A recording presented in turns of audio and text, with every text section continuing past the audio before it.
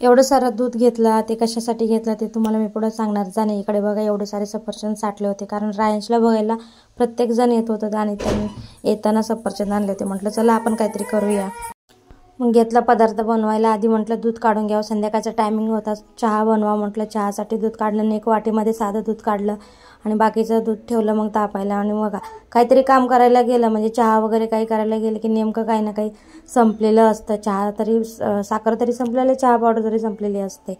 नंतर बघते तर काही साखरच नाही. मग घेतला डबा आणि काढून घेतली साखर. आणि असंही जास्त साखर लागणार होती कारण पदार्थ बनवणार होते ना एक नवीन, म्हटलं त्याला तर साखर लागलीच असते. त्यामुळे डब्यात काढून घेतली साखर आणि ठेवून दिलं. नंतर बघा मी काय बनवणार होते तुम्हाला दाखवते. मी बनवणार होते आज कस्टर्डचं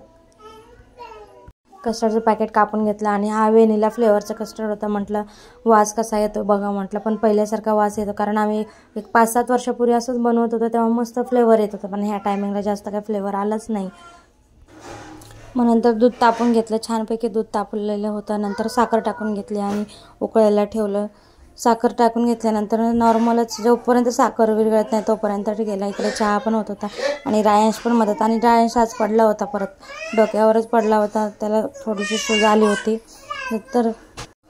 नंतर मस्त उकळी आल्यानंतर जे आपण शिल्लक वाटीमध्ये थोडंसं दूध काढलं होतं त्याच्यामध्ये कस्टर्ड पावडर घेतला. अंदाजे मी अर्धा पॅकेट घेतला कारण माझं 1.5 लिटरचं दूध होतं, त्यामुळं मग मी अर्धा पॅकेटच्या वर जरासं घेतलं आणि मस्त असं मिक्स करून घेतलं. पूर्णपणे गाठ नाही होणं, मी असं सगळं मिक्स करून घेतलं. आणि जे उकळतं दूध होतं आपण त्या उकळत्या दुधात टाकलं. बघा लगेच उकळल्या दुधात टाकलं ना पूर्णपणे असा घट्टपणा येतो. टाकल्याच असं घट्टसर होऊन जातं दूध ते.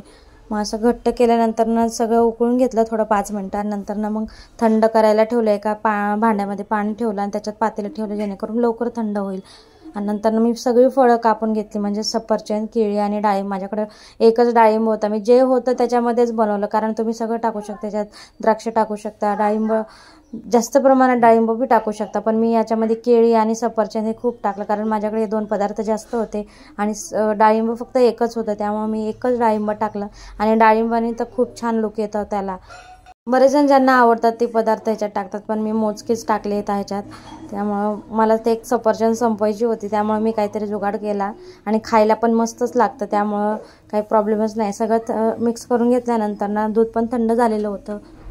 मी फ्रीझरमध्ये त्याला 15 ते 20 मिनटं ठेवलं. त्याच्यानंतर काढून बघा किती छान प्रकारे घट्ट झाले. आणि तुम्ही नंतर नॉर्मल फ्रीजमध्ये ठेवू शकता आणि संपणार असेल तर बाहेर काढून ठेवू शकता, पण कोणाकोणाला थंड आवडतं ना, म्हणून मी फ्रीज नंतर खाऊन बघते. बघा तर कसला भारी लागत होतं, खूप सुंदर लागत होतं. तुम्ही पण बनवून बघा.